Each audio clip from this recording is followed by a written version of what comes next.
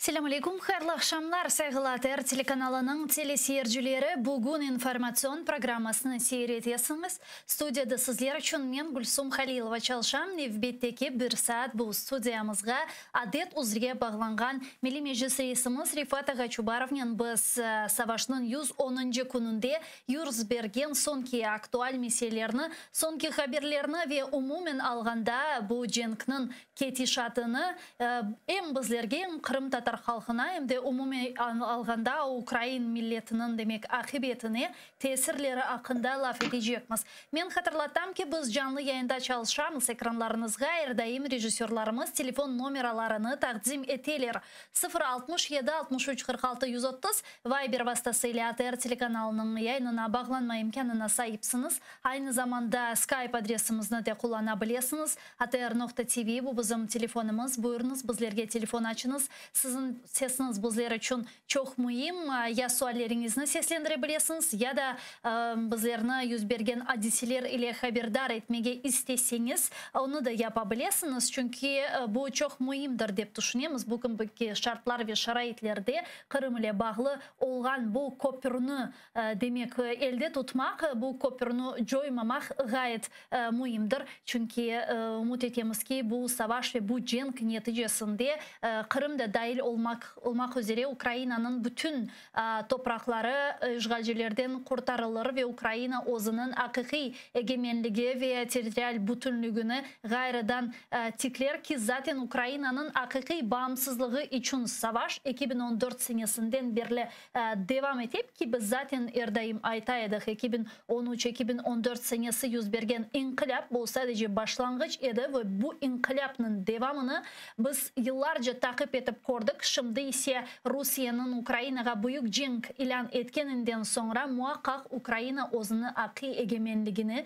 ve hakiki büyüklüğünü bütün halkara arenada gösterip özüne has olan yerini, büyük rolünü bu dünya memleketleri arasında alacaktır. Aynı zamanda sevgili arkadaşlar bizim YouTube sayfamızga abone olmağı da unutmanız. Çünkü ne kadar çok insanın da abone olsa ve en önemlisi yapkan programlarımız ve haberlerimizin altında like koysa bu da çok insanların bizim yapkan işlerimizni görmesine imkan bağışlayacak. Bu ise informasyon cebide alıp bargan kuryeşimizde gayet mühimdir dep düşünüyorum. Bir taraftan tanklar, tüfekler, keleşler, avtomatlarla demek Ukrayna'nın altyapısını Ukrayna'nın demek halkını katlederken Rus işgalcileri diğer taraftan özünün propagandasını da toktatmaylar ve hem Ukrayna olmak üzere hem de dünyanın çeşitli türlü ülkelerinde özünün yalan yanlış haberlerini tarqatalar ki bizim vazifemiz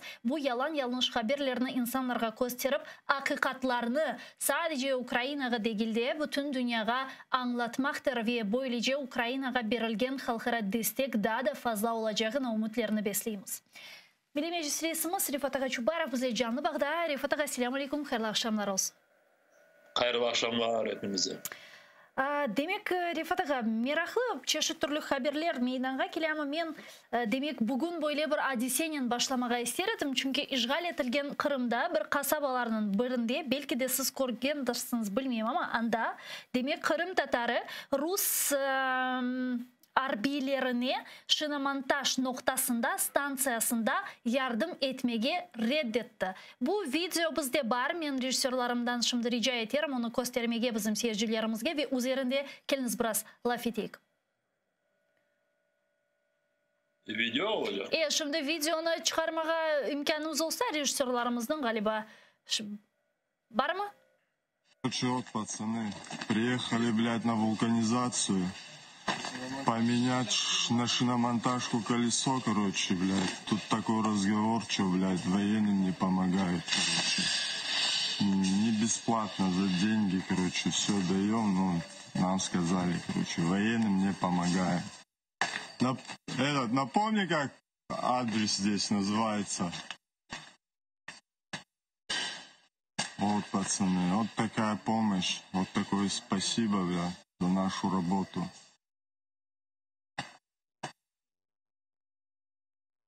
Привезли одно колесо, блядь, деньги, все даем, блядь. Ну, говорят, короче, ответ конкретный. военные не ремонтируют. Поселок Видная улица, транспортная. Поехали, вон там сейчас. Демек, bu Kopçak Yapıp servisinin sahibi bu Kırım Tatarı Vilen Seyit Osmanov eken ve degen ki biz harbilerge hiçbir şey yapmayımız. Hakikaten cesaretli bir, cesur bir harekettir ve fakat sizin fikrinizce bu riske atmay mı vatandaşımızla? Elbette bu çok büyük risk çünkü TÜNEV'in bu olay oldu ama bir iki saat içinde endi baskınlar başlandı. Çünkü ben de gecesi bu Telegram kanallarından bunu öğrendim ve bu Rus taraftarları hemen bu işte vulkanizasyonun sahibine karşılık işler başladılar ve bugün sabahdan Kurman Rayon'un başlığı Ruslar tarafından evet orada vazife verilgen kişi biz bunu öğrenecek, biz bunu böyle bırakmak ve diğerleri hemen bu vulkanizasyon sahibinin bütün sosyal bağlarını öğrenmeye başladılar. İnternette neler var neler yok. Elbette bu semeddeşimizge karşılık şimdi bana göre gösterilecek. Ama inşallah yapılan karşılıklar o kadar çok ağır olmaz ve insanımız hapiste düşmez. Orada hapiste düşmeye hiçbir türlü sebep de yok. Çünkü insan dedi ki ben sizin arabanızı tamir etmeye olmayacağım. Ne sebepten anlatabilir. İşte yok dedi çünkü ola öyle şeyler. Ama burada elbette onu mahsus Rus askerleri ve işte Cenk'ten kaytalar ya Cenk'e keteler ve Kırım Tatar olduğu sebebinden yapmadı. İşte buna getirmeye tırışacaklar Ruslar. Ama hakikaten de bu gibi hareketini yapmak, bu cesaret ve cesurlukka sahip olmaktır. O sebepten Vilen vatandaşımızga biz de ayrıca bu yapkan ve korkusuzluğu nedeniyle teşekkürlerimizni ve özümüzün ona aytkan maşallarımızını bildiremiz. Hakikaten de bu çok böyle kıymetli bir hareket dep sayam şahsen men. Ben de öyle sayam ama arkadaşlarımız daha çok dikkat olsunlar da ve reyt ettikleri vakit öyle bir sebepleri olsun da hukuk taraftan isteseler böyle tutulmaya çare vermesinler. Misal için biz harbi arabaları değil de biz böyle arabalarını tamirge almayız. Biz böyle çünkü harbi arabalar onlar bilgili, onlar çok yüksek, büyük olalar, kopçekleri çok böyle standartın dışarında ve onlara mahsus aletler gerek. Ve o vakit birisi geldiği vakit askerler yok sağ olunuz biz sizi hizmet etmek olmayacak çünkü bizde böyle sivil arabalar. Bitti gitti o kadar. Bana açık uydurmağa gerek olsa çeşitli türlü sebepler aramağa doğru olurdu. Yamına korgenimizge göre sonki vakitlara büyük cenk başlaganından itibaren işgal etilgen Kırım'da çeşitli türlü bu gibi faaliyetlerinin meydana gelgenini gördük. İlk defa siz de özünüzün Facebook'unuzda yayınlagan ediniz demek bir vatandaşımızın Kırım'ın işgalci devlet binalarına demek bu mavi, sarı boya atkanlarını şimdi bu gibi hareket ve bayraklarının ve çeşitli türlü listovkalarının aydınlatkanı Kırım'da. Yani bu umumen alganda ne managa kerer? Sizin fikrinizce bir noktadan konjunktura demek değişkeninden sonra ve artık Kırım'ın işgalden kurtarılığı söz meselesi olganı vakit işte Yaramada'da bir direniş başlayabilir mi? Bilirsiniz bu cenk devam etkeninde çeşit türlü bu cenkin kısımlarında farklı fırsatlar peyda olabilir. Elbette bu 8 sene devamında Kırım'da o kadar oradaki Rus işgalcileri tarafından cemaatlik basılmış idi ve böyle kendilerin böyle karşılığını bildirmesi biraz kaplı ama ona bakmayıp bizim soydaşlarımız, vatandaşlarımız, Kırım Tatarları becerdikleri kadar böyle trendiklerini her bir tarafa, dünyaya böyle gösterdiler. Ve birinciden bu mahkemelerge verilgen, hapiske bırakılgan kişilerimiz, onlar birisi orada Ruslar istediklerini yapmadı ve dayandılar ve böyle namussuzlukla düşmediler. Misal için son kilerinden böyle ben şimdi orada indi yüzlerle böyle baskınlar oldu da ve tele seyircilerimiz canı ağırmasın onu söyledi de bunu söylemedi. Ama hatırlaysınız işte misal için Aktem Çiygoz olsun bu indi birincilerinden hatırlayayım. Bu mahkemelerde ne kadar Rusların Kırım'da yapkanlarını adaletsiz olanını anlatmak için ne kadar mahkemelerde anlatmıştı ve bütün bunlarını dünyaya dağıttık. Ya da diğer şimdiki oradaki insanlarımız Server Mustafayev olsun ya da bilmeyeyim Seyran Saliyev olsun ya da dünyanın diğer arkadaşlarımız bütün mahkemelerde onlar Rusların yapkanlarını işte Kırım Tatar milletine karşı yapılganı gibi gösterirler, anlatalar. Ya da şimdi bu hatırlarsınız şimdi adlarını unuttum ama eski Kırım'dan iki soydaşlarımızı kırslayıp böyle mecburi kaçırıp ve böyle 24 saatten ziyade ezip, vurup Nariman Ametov. Evet, elektrik ekleyip ve cemaate karşı çalışkanlarını istediler ama insan yok dedi ve çıkan son korkmayıp kameralarga bunu seslendirdi ve bundan kendisini kurtardı. Çünkü böyle anlatılgan, seslenilgen sonra Ruslar korktular daha ziyade baskın yapmaya ve insan hem kendinin namusunu korçaladı. Hem milletke bildirdi nasıl olabilir ve ondan sonra diğer arkadaşlarımız işte bu tecrübesinden kullandılar, kazandılar. Sonkileri şimdi Nariman Celal Kırım Tatar Milli Meclis Reisi'nin birinci muavini aynı zamanda yanında Hasan ve Aziz Aktemovlar işte onlara bakmış bu genç iki kardeşlerini ezmek için onları da böyle başlarında çuval bir tanesini dağa alıp barıp böyle orada çokur kazıp öldürmek gibi böyle imitasyon yaptılar.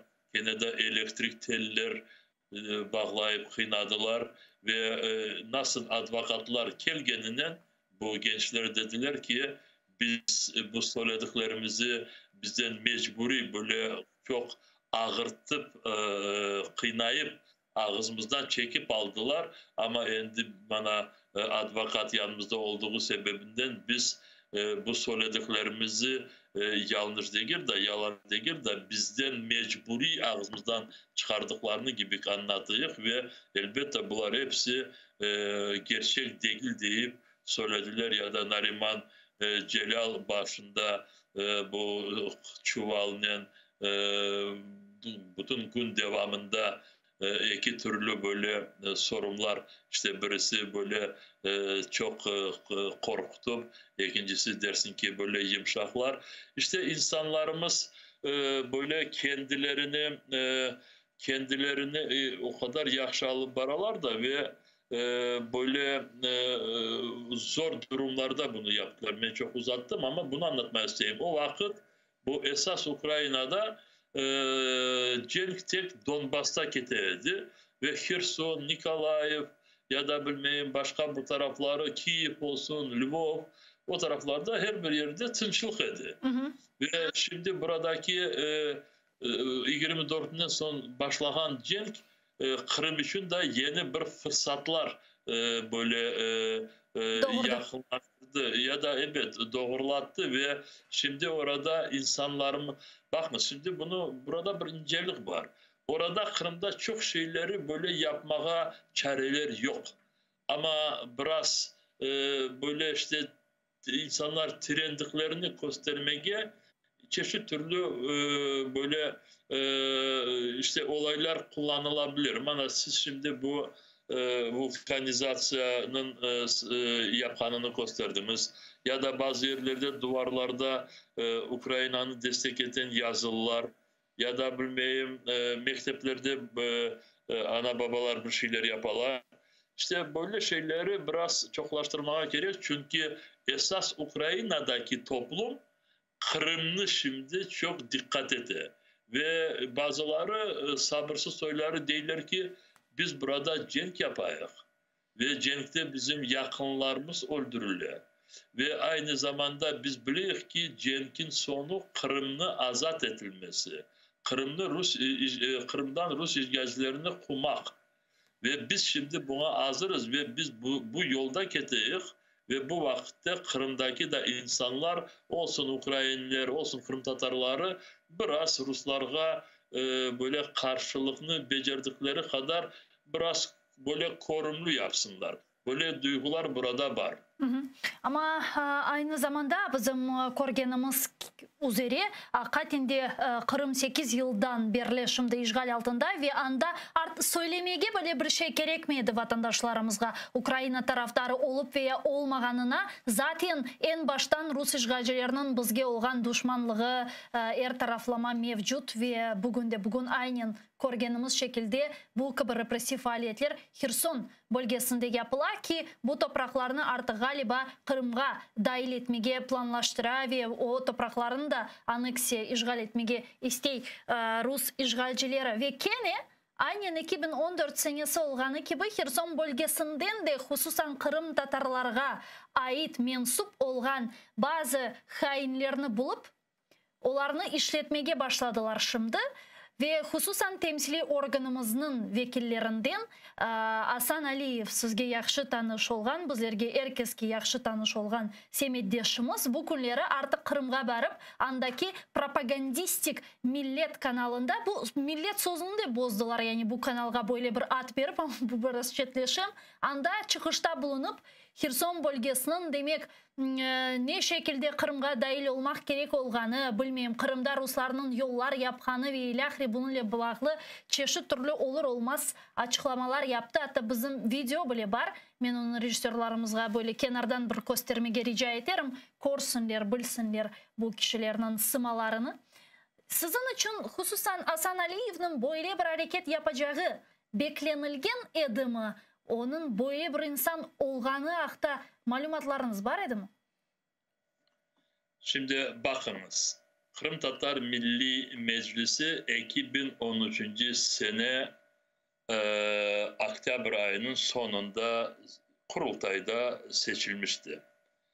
Ve bizim tüzüğümüze, nizamnamemize göre her bir kurultay toplantısında Kırım Tatar Milli Meclis azaları değişilebilir. Birisi iptal edilir, ikincileri yeniden saylanır.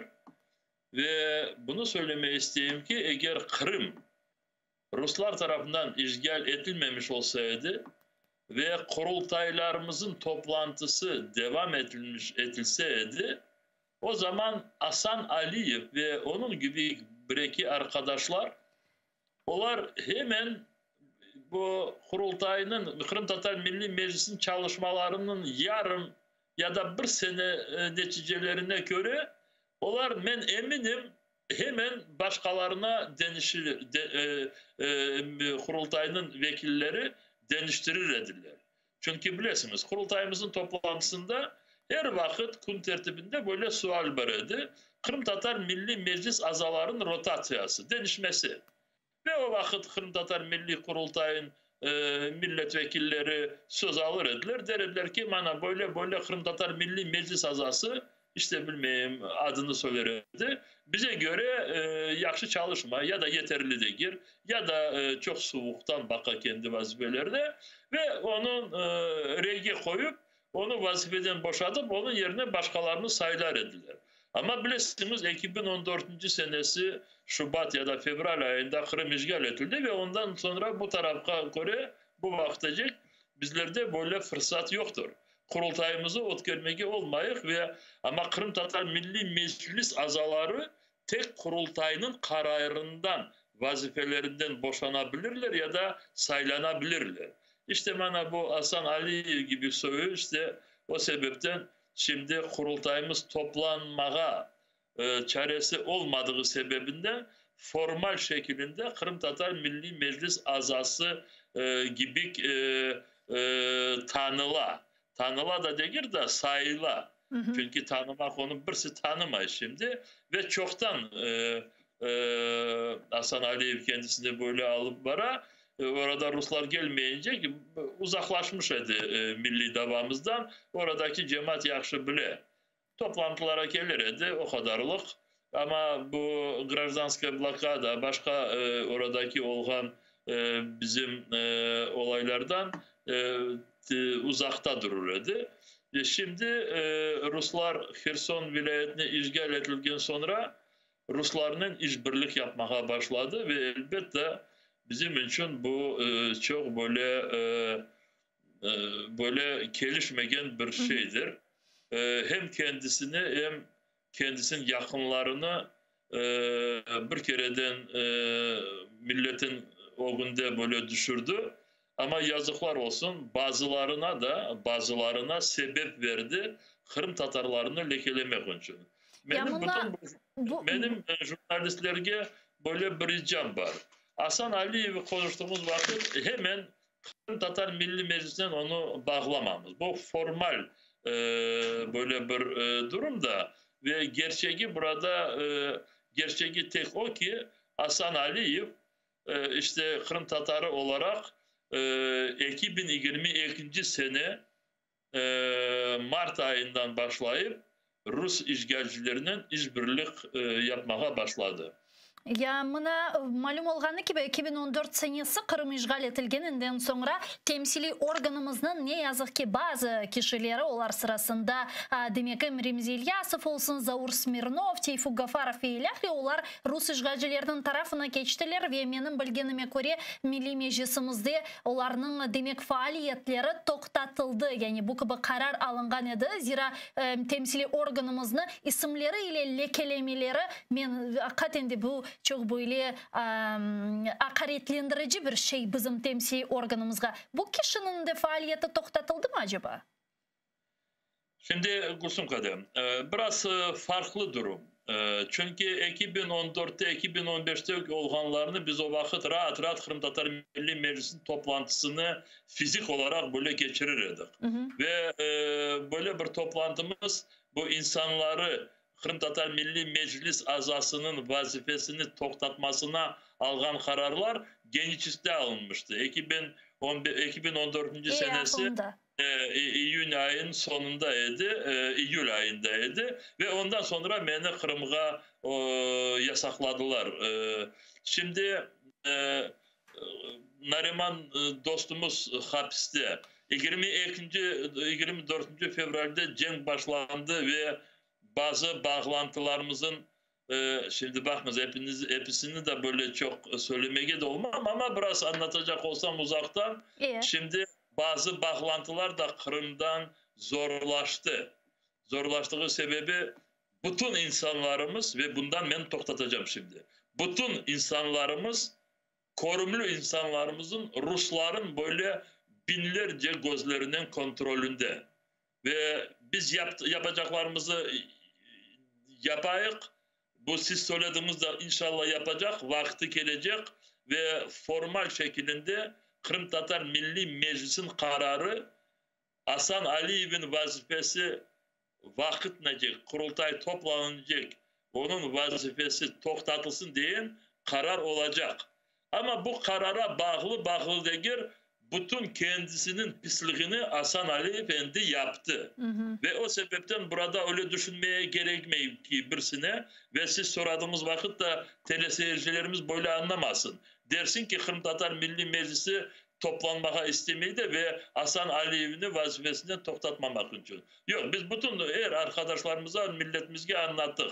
Hasan Aliyev kendisini Kırım Tatar Milli Meclis azaların sırasından alıp çıkardı ve Hasan Aliyev bugünden bugün hain. Hasan Aliyev Rus işgalcilerden işbirlik yapıp Hasan Aliyev Kırım Tatar milletine karşı çalışmalar alıp bara ve orada şimdi Geniçisk rayondaki insanlarımız hapiske bırakıldıkların sebebi bu Hasan Aliyev gibi insanların da rolü var. Men bilesiz benim anlamağanım ne? Bir Türk, asıl da Türk kanını taşıgan bir kişi Kırım Tatarı olması zarur değil. Asıl da umumen alganda bütün Türkiye dünyanın alar ekende Türk kanını taşıgan kişilerinin Rusiye'ye binayen bir olumlu bakışları nasıl olabilir? Yani bu tarihini bilmemek, bizge yapılgan zulümlerge, bizge yapılgan akaretsizlikler, adaletsizlikler, bularının hiçbirisini bilmemek zarur. Bilmesen bile eşitmemen imkanı olamaz. Ve bir Türk kanını taşıgan kişi olarak Rusiye'nin çalışmak bu asıl da benim aklım alıp olamagan bir şey. Hatta bu sözde Milliyet kanalının bakanımız vakit kenarda bu Z arifini korgen vakit ben anlamayayım. Siz bir anlayış tapasınız mı buna? Özünüz düşüngende analiz etesiniz mi? Neden sebep böyle ola? Bu sadece para mı? Burada çeşitli sebepler olabilir ama bu sebepler birisine hiçbir insana nasıl sebebi kendi kendisine insan uydursa da ya bulunsa da bu sebeplerin hiçbirisi bizim insanlarımızga kendilerini böyle alıp barmağa bana göre hak vermeyi. Çünkü boş yerde değil de şimdi Kırım işgal edilgeni 8 sene geçti. Ve bu 8 sene devamında milletimiz o kadar zulümler, o kadar baskınlar, o kadar cinayetlikler Ruslar tarafından kordu da ve şimdi 4. Fevral'den sonra 2022 senesi varıp Ruslara yapışmak bana göre burada ben şimdi bu insanların yerine onlar nasıl sebeplerinden kendilerini böyle idare yapalar söylemeye olmam. Bana göre burada çok büyük akılsızlık. Bilmeyeyim, söylemeyeyim kendileri vakit gelecek. Kendileri hepsi cezalarına göre cevaplarını verecekler. Bana Kırım Tatar halkımızın demek temsili organının reisi olarak, umumen prezidentimiz olarak ki bu bizim organlarımız arasında en yüksek mertebede bulunası şimdi. Asıl da 2014 senesinden sonra halkımızga ihanet etken bazı Milli Meclis azalarımızdan yapkan bu faaliyetleri sizi şahsen uzdu mu? Ve şahsen bunu siz onlardan bu gibi hareketlerini bekleyediniz mi? Şimdi bilirsiniz, bu sonki 8 sene devamındaki olan bütün bu etraftaki vakalar çok insanları beklemeyen taraftan gösterdi. Ama öyle insanlar vardı, kendileri böyle dersin ki cemaatlıktan uzak gibi var ediler ya da bu meclis sayılavlarına başka böyle hareketlerimizge çok yakınlaşmaz ediler. Ama zorluklar gelgeninden o kadar tez meclisin içinde oldular da ve meclisten diyeyim, cemaatle beraber bağışlamız. Meclisten de söylemeyeyim mümkün çünkü mecliske çok yakınlaştılar. Cemaatka o kadar tez yapıştılar da ve cemaatle beraber yaxşı çalışmalar alıp baralar. Ama böyle tinçlik olduğu vakit biraz cemaat davasına ya da cemaat hareketlerinden biraz uzakta edilir. Kendilerinden uğraşır edilir. Ama Rus işgalcileri kelgeninin hemen işte bu adalet başka böyle doğru meselelerini saklamak için kendileri de böyle gerek olsa meydanlara çıkıp biz onları koruduk. Böyle insanlar az değil. İkinci taraftan aynısı ters. Kendilerini kokuslarına vurup işte Kırım için, millet için yaxşı konuşkan insanlar bazıları böyle yüzlerini değiştirdiler, çevirdiler ve Ruslardan işbirlik yapmaya başladılar. Ama onlarını böyle dinlesen, onların kendilerinin sebepleri olganını anlatalar. Ama her bir bu taygan ya da yanlış yapkan ya da Allah göstermesin cinayet işlerine girgen insanlar kendilerini aklamak için, kendilerini kurcalamak için sebeplerini anlatarlar, söylerler.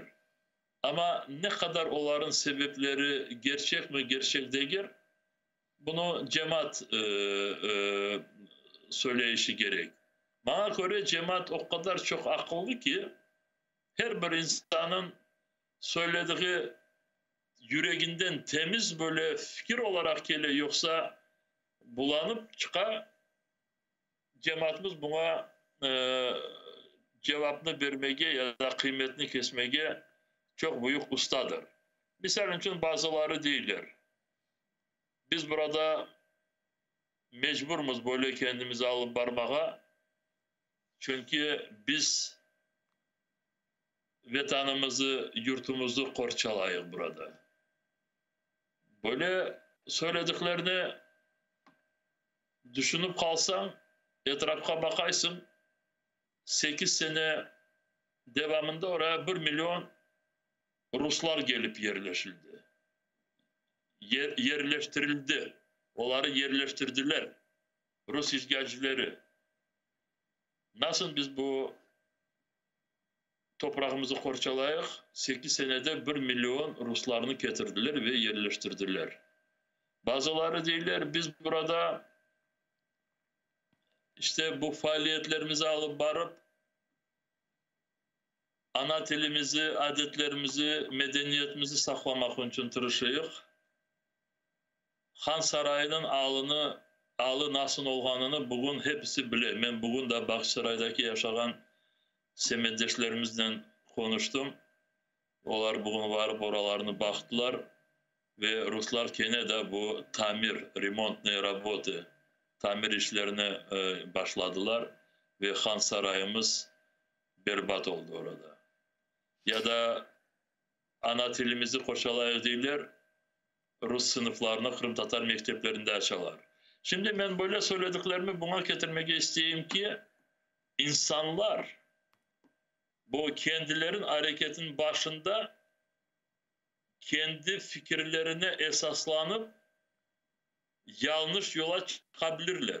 Şimdi ben böyle bir özel bir şeyleri anlatayım. İnsanlar gerçekten de bazıları düşünürler ki ben kendim yapkanımı kozoguna alam 2014 senesi. Bana burada böyle yaparız, burada böyle uydururuz, burada biz biraz çıkaran aynıcılık oluruz ve Ruslardan burada işte milletimizi böyle korçalarız. Ama bu 1 ay olur, 2 ay olur, 3 ay olur ve sonra bu yapılgan adımlar faydasız olganını hepsi kore ve yanlışkan insanlar da koreler ve bu yanlışlıktan uzaklaşarlar kendileri. Ben şimdi bunu ona getirmeye isteyeyim ki 8 seneden sonra orada o kadar çok ve farklı olaylarını görgen son, o kadar tecrübelerimiz olgan son, 100'den ziyade kişilerimiz hapiske bırakıldığından sonra Kırım Tatar Milli Meclisi yasaklandığından sonra Nariman Celal ve diğer arkadaşlarımız bu siyasetle ve Kırım'ı korçalamak için çalışkan kişilerimiz şimdi mahkemeye verilgenden sonra sana ben şimdi Hasan Aliyev gibi soylarına diyeyim. Size de nasıl akıl gerek de siz varıp bu kapkana kendiniz ayaklarımızdan, kolumuzdan düşmemiz. Mına Kırım'ın bu savaş ve bu cenk neticesinde işgalden kurtarılacağına hiçbir şüphemiz yoktur ki şimdi şartlar onu gösteriyor. Ukrayna bu savaşın neticesinde zafer bayrağını Kırım'da tıklemeli. Ve Kırım'a kayıtkanımızdan sonra ben artık tahmin ettim erişinin nasıl olacağı. Ağır günler bizlerini bekliyor ve fakat bu insanlarını ne bekliyor Rifat? Kanuna göre. Kanuna göre hepsi kendi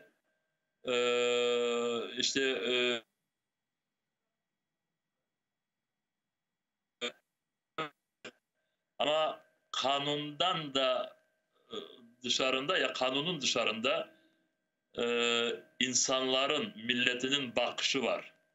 Ve bazı insanlarımız isteseler böyle cemaatle beraberlikte yaşamaya kendileri olmayacaklar. Çünkü cemaat onları yakın almayacak. Şimdi misal için siz bu televizyon kanalı dediniz. Rusça ona değiller Kırımsko-Tatarska Общественное телевидение. Bizimkileri hemen onu uydurdular. Kod. Kod TV dediler. İşte bu Kod TV'de çalışkan oradaki bazı kendilerine jurnalist diyen genç kızcıklar ve oğlanlar o kadar yalanlar söylediklerini kendileri bilirler, anlayırlar, sezerler. Çünkü o yalan söyledikleri vakit olar onu içinden böyle kendileri destek etmeyirler. Bana misal için derler ki Kırım Tatar Milli Meclis reisi ya da azaları Kırım'ı bırakıp kaçıp gittiler.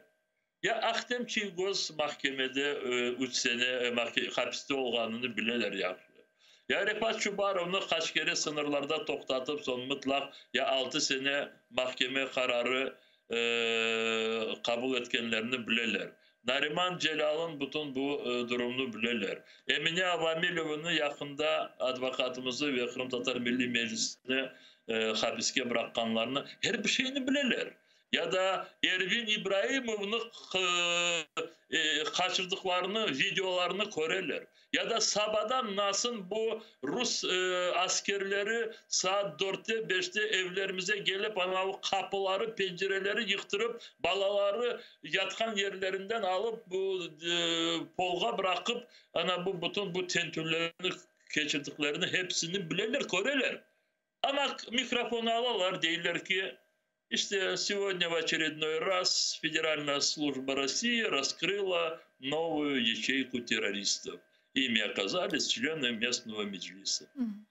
Böyle söyledikleri insanları kim yakın şimdi eğer mahkemeye böyle vermeseler nasıl olar yaşayacaklar milletle beraberlikte anlamayayım ben. Bana şimdi ben de şimdi ve cevabım da yok sizin sualinize. Böyle kişiler şimdi bakınız bazı insanlarımız orada çok bunu söyleyeceğim şimdi. Oradaki insanlarımız da şimdi çok böyle zor durumdalar. Çünkü bir taraftan oğlanları yetişti ya da genç erkekler. Şimdi Ruslar bu kendi ordusuna insanları mecburi askerliğe alacaklar. Şimdi bunları kurtarmaya gerek. Bazı insanlar şimdi Kırım'ı bırakıp dışarıya kaçmaya yollarını arayırlar. Bazıları diyorlar ki ne olsa olsun ben burada kalacağım. Çok insanlar çok zorlukta düşerler. Bazı insanların düştüğü durum dersin ki onlar bir türlü yanlış yapan gibi görünüyor. Ama burada hepsi emin olsun ki her bir insanın yapkanı çok yaxşı görünecek. Bazı insanlar mecburiyetten olganını görünecek ve göz önüne alınacak. Ama bazı insanlar kendi isteklerinden kendileri çapıp bunu yaparlar. Bu Hasan Aliyev gibi söyler. Ya da bu Kod televizyonda çalışkan bazı kendilerine jurnalist diyen gençler. Ya da bilmeyeyim orada bu Kipu Üniversitedeki çalışkan bazı kendilerine hoca diyen kişiler. Olmaz öyle şey. Burada... Ama en korkuncu şunda ki bir müddetten sonra bu teşvikatını yani bu propagandanı alıp bargan bazı kişiler sonra aytkanları yalanlarga özleri artık inanmağa başlaylar ve özlerinin aytkan yalanlarının kurbanı olalar. Aynen şimdi Kremlin'de olganı gibi ve böyle bir dehşetli vaziyet de ne yazık ki mevcut. Öyle var, öyle değiller ki eğer insan 100 kere beyazga kara dese o zaman Aynen. o kara olanını kendisi de inanan gibi kendisi alıp bara. Ama O halk sebepten biçecektir Rifat Aga. Çünkü her daim zaten halkımız çok böyle siyasi anlamda gayet tasirli olganı sebebinden böyle kişilerine korup şahsen özü bu kişilerge pay biçe ve bence bundan daha böyle dehşetli bir insanga binaen yapılgan suçlama bir ceza olamaz. elbette gelecekte olacağı olacak ve bundan birisi başını bu tobanğa gidirmez ve gözlerini yumup saklamaya kendisini tırışmaz. Ama biz bugün yapacağımızı yapayık. Birinciden Kırım'da olsun ya da bu şimdi yeniden işgal edilgen Kherson, Zaporojye topraklarında oradaki insanlarımız Allah göstermesin işte bu Hasan Aliyev gibi böyle Ruslarga hiç yakınlaşmasınlar. Bu nasıl sebebinden böyle yakınlaşsalar kendilerine zarar edecekler. Ben bunu çok uzatmaya istemiyorum. Bu birincisi.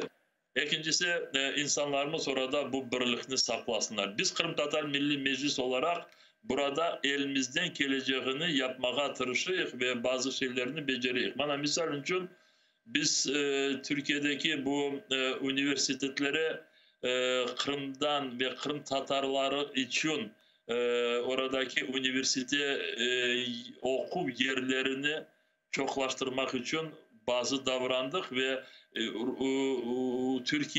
Türk bursları 1. iyun'de arizalar için kapanmış olsa da bizimkilerine 15 gün daha bu fırsatını devam ettiler ve biz Kırım Tatar Milli Meclis olarak bunu ilan etmiştik 2 hafta evvelsi ve bana bugüne şimdi bizde mecliste 33 kişi okuyacağını Türkiye üniversitelerine bize haber ettiler. İşte bu gençlerimiz. Biz bunları kurtarmaya tırışıyıq. Şimdi o zorluklar olduğu vakit bunlar okusunlar, bilgi alsınlar. Böyle gençlerimizge bizler gelecekte umut edeyik ve birinciden bu esas Ukrayna'daki yetişkin gençlerimize, ikinciden Kırım'daki olgan gençlerimizge ve ana babaları onlarga böyle sağlam terbiye vergenleri kişilerge, gençlerge biz çok umut ediyoruz. Hakikaten de gençler bu çok mühim çünkü ileride Kırım Tatar Kırım'ın koterilişi, yükselişi için faaliyet alıp baracak ve bayraklarını artık sizlerden alacak gençlerimizdir. Aynı zamanda öyle olsa şöyle sual vereyim. Biz Kırım'ın işgalden kurtarılığı yönelişinde hususan sizler ve pervasız olmayan kim elinden geleni yapmak zaruriyetinde bulunan şu an. Zaten bu bizim vazifemiz gençlerimizin, sizin böyle aksakallarımızın dep aytayım. Ve Kırım kaytarılgandan sonra asıl da biz Kırım'ın işgalden kurtarılığına ve anda özümüzün devletçiligimizin, özümüzün demek tahsilimizin, medeniyetimizin, siyasetimiz, diplomasimizin ve ilahli bunların ilerlemesini, inkişaf etmemesini hazırmız mı? Buna biz Kırım'ın işgalden kurtarılığına hazırmız mı? Hazır demeye de makure hakkımız var ama hazırlanmasını devam etmeye gerek olanını da çok yaxşı biliyoruz ve şimdi söylediğim bu gençleri okutmak, öğretmek bu yapacaklarımızla çok bağlı. Ama sonki yıllarda böyle devlet çalışmalarında ya da büyük şirketlerini idare etmesinde çok tecrübeleri insanlarımız peyda ola, korune. Ve şimdi burada bilirsiniz böyle tecrübeli insanlarımızın sayısı bana göre yeterli. Ama onlar becerikli olmasına milletimizin birliği, milletimizin böyle idaresi değil de bu iradesi baksanız. İradesi o kadar çok böyle rolü büyük ki oluşu gerek ki ve millet bunu yapacağından taymasa, uzaklaşmasa bizde bu çalışmalarda becerikli olacak insanlarımızın sayısı yeterli. Gerçekten de yeterli. Ama milletin birliği ve milletin iradesi burada birinci sırada oluşu gerek. Mına sizin fikrinizce Ukrayna devleti demek Kırım Tatarlarga özlerimizden, aklarımızdan gayrıdan tıklen olup yönelişinde bu savaşın neticesinden sonra aynen şimdi davranganı gibi davranacak mıdır? Kendimize bağlı. Nasıl? Kendimize bağlı. Gerçekten de ve elbette biz bugün bunu çok konuştuk. Bugün Kırım Tatar Milli Meclisi ofisinde bir toplantımız oldu. Ve orada liderimiz de Mustafa'ya da iştirak etti ve misafirlerimiz vardı. Yarına belki biz o haberini ederek ve bu konuşmalarımızın mevzulardan birisi işte Ukrayna toplumunu Kırım Tatar Kırım'ın yeni statüsüne hazırlanması ve Ukrayna toplumun şimdi bilirsiniz bu sonki anketler, araştırmalar ya da apsile de oynuyoruzca onu gösteriyor ki aşağı yukarı %50'den ziyade prosent Kırım'ın Kırım Tatar avtonomiyasına bugünden bugün koltuktalar, destekliyorlar. Ama karşı olanları da az değil. Çok korunuyorlar da. O sebepten işte bu insanların sayısını çoklaştırmaya gerek ve bu sebepten böyle ayrı programalarını Ukrayna'da yapmak için biz bugün konuştuk. Ne gibi programalar hakkında bir kapı açı, aralık belki? Şimdi bilirsiniz bu hayatta ve birinciden siyasetle bağlı olan yönelişlerde çok insanların pozisyonları bilgiyle bağlı. Ve çok insanlar bazı şeylere karşı olganda içlerindeki korkularıyla bağlı. Bazı insanların korkuları var. Ve o sebepten korkularına göre kendilerinin pozisyonlarını alıyorlar. Şimdi korku degeni nedir Kırım Tatarlara geldiğimiz vakit? Şimdi onlar Kırım'da kendi muhtariyetini kuracaklar. Hakları çoklanacak. Ve yarın istedikleri vakit Kırım'ı onlar Ukrayna'dan ayıracaklar ve bilmeyin başka bir devlete ekleyecekler. Türkiye'ye misal için.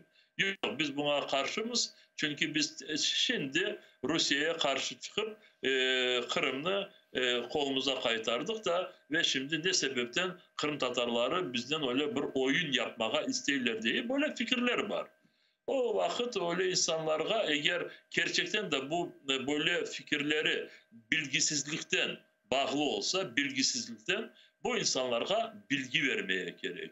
Kırım Tatarların hakkı var. Sen istesen de istemesen de ama Kırım Tatarları bu hakkına mutlak hakkını kullanacaklar kendi toprağında. Ama Kırım Tatarlar bu haklarını kullandıkları vakit anayasada, Ukrayna Konstitüsyası'nda öyle bir maddeler olacak. Kırım'ın ayrılması olmayacak. Ama Kırım'da Kırım Tatar milletini korçalamak ve Kırım Tatar milletinin inkişafına uydurulacak böyle usuller ya da fırsatlar getirilmesi için anayasa Kırım Tatarlarını tamırlı millet olarak korçalacak. Ve bazı insanlara bunu anlattıktan sonra onlar kendilerinin pozisyonlarını değiştirirler. Diyeceğim Ukrayna toplumuna daha çok ziyade Kırım Tatarlarının hakları için bilgi vermeye gerek ve onlara son esaslanıp siyasette gerekli kararları kabul edilmesine yeni yollar ya genleştirmeye ya da açmaya gerek olacak. Çok derin meselelerge değindik. Bu mesele etrafında hakikaten de ayrı bir yayın alıp barmak gerektir diye düşünüyorum. Ama burada da bir dakikamız var da işte bu ben şimdi böyle bilgisizlikten ya da korkudan kendilerini böyle davranan kişileri söyledim. Ama bazı kişiler yürekten istemezler bizim haklarımızı. Anlasalar da böyle istemezler ve onlar da kendilerine çeşitli türlü sebepler böyle sebeplerge esaslanmak için çeşitli türlü manacıklar arayacaklar ve Hasan Aliyev gibi soylarını ortaya çıkaracaklar. Diyecekler ki bana sizin aranızda öyle soyu var, böyle soyu var, Ukrayna'yı Ukrayna'ya karşı çıktı, milletimize kayınlık yaptı. Elbette o vakit diyeceksin ki her bir millette böyle soyları var. Ama nasıl olsa da Hasan Ali ve onun gibi şimdi Ruslarla işbirlik yapan kişiler bu bizim milletimizin ideyasını, haklarını yerine getirmek için bugünden böyle ayak çalmaya, şimdi kendilerin çalışmalarından yapmaya başladılar. Mına bu mesele etrafında tavsiyazlı және вбеттeki yayınlarımızda laf etermiz. Şimdi seni yazık ki sizden sağlıklaşmak mecburiyetindeyim. Büyük teşekkürler. Rifat ağa. Sağ olun. Hayırlı akşamlar hepinize. Milli Meclis Reisi Rifat Çubarov bizle canlı bağda edi saygılar arkadaşlar. Men sizlerden sağlıklaşam ve fakat siz ATR telekanalının ekranlara başından ayrılmanız. Şimdi yayınımızı Zaman informasyon programması devam ete. Men ise Allah kısmet ete bu studiyada yarın sizlerini selamlamaktan memnun olacağım. ATR olunuz. Görüşkence.